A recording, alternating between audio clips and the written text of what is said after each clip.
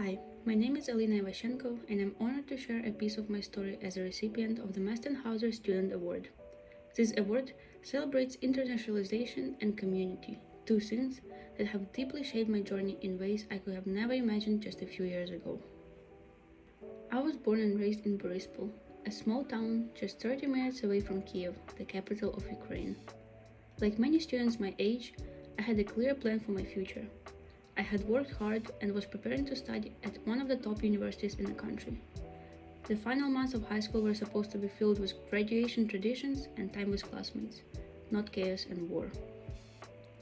When Russia invaded Ukraine in 2022, everything changed overnight. My family had to leave our home and move to the western part of the country where it was safer. I finished the last 3 months of high school online, far from my school, my friends, and the home I loved. It was a time of fear, uncertainty, and grief. Everything I had planned, academically and personally, was no longer possible. I didn't know what the future would look like. After high school graduation, my mom and I moved to England, where we were generously hosted by a family who opened their home and hearts to us. I attended a sixth form college, trying to rebuild some kind of normal life. I learned to live in yet another new country, navigate another culture, and speak yet another version of English. But honestly, I was still lost. My original path was gone, and I had no clear direction for what would come next. Then one day, my father's friend Eugene, who had studied in the US over 30 years ago, told us about the University of Minnesota Crookston. It sounded like a small welcoming place, so I applied, hoping for a fresh start, and a month later, I got an email that I had been accepted. I remember reading it and feeling something I hadn't felt in a long time: excitement. In August 2023, I arrived in Minnesota, thousands of miles from home. Coming to the US was exciting, but also overwhelming. I had no idea what to expect. But then, I met someone who made everything feel possible: Kanye Hennison. Kanye was the host mom of Eugene all those years ago. She welcomed me with such warmth and kindness that I now call her my American grandma. She helped me with everything: learning to drive, understanding Thanksgiving traditions, cooking meals together, and even just running errands. She didn't just teach me about American culture, she helped me feel like I belonged. That feeling of belonging made me want to help other international students feel the same. I joined the Multicultural International Club, or MIC, where students from all over the world come together to share culture, learn from one another, and create community. Eventually, I became the vice president of the club, and it quickly became one of the most meaningful parts of my life on campus. Together we hosted events like Holidays Around the World, International Education Week, Hot Pot Nights, cosplay presentations, Wild Rice Camp, and many other events. These weren't just fun events, they were bridges. Bridges between cultures, backgrounds, and people who might never have met otherwise. And MIC wouldn't be what it is today without Ray French, our advisor, our guide, and one of the most generous, supportive people I've ever met. Her wisdom, her presence, and the way she always made time for us, it changed how we led, how we worked, and how we cared for each other.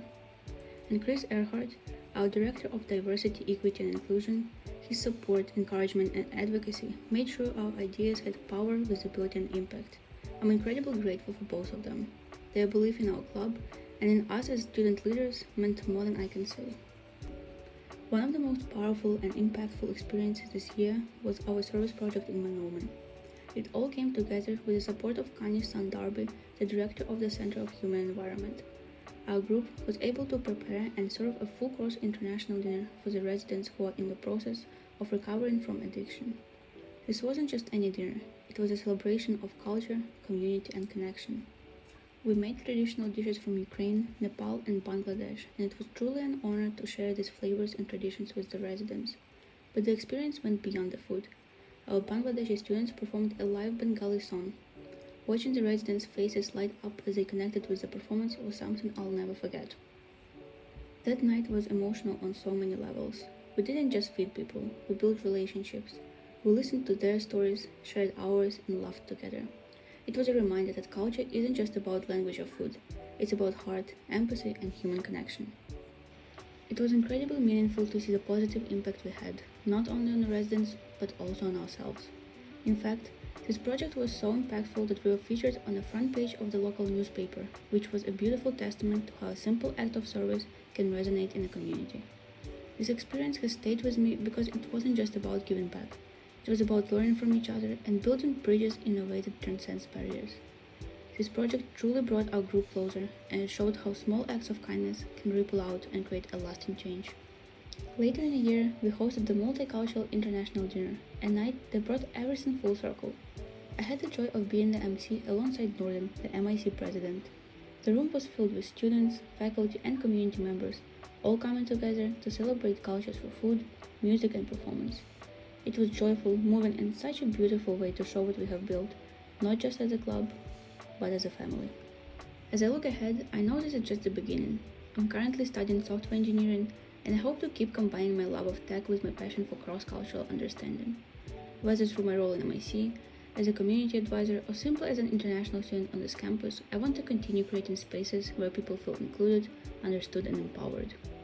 I didn't plan to end up here. The path that brought me to Minnesota was full of unexpected turns, loss, change, but also kindness, courage, and deep connection. I've met people who have shaped my life forever. And together, we have built something that goes far beyond borders or backgrounds. We have built community. And that, to me, is what internationalization is all about.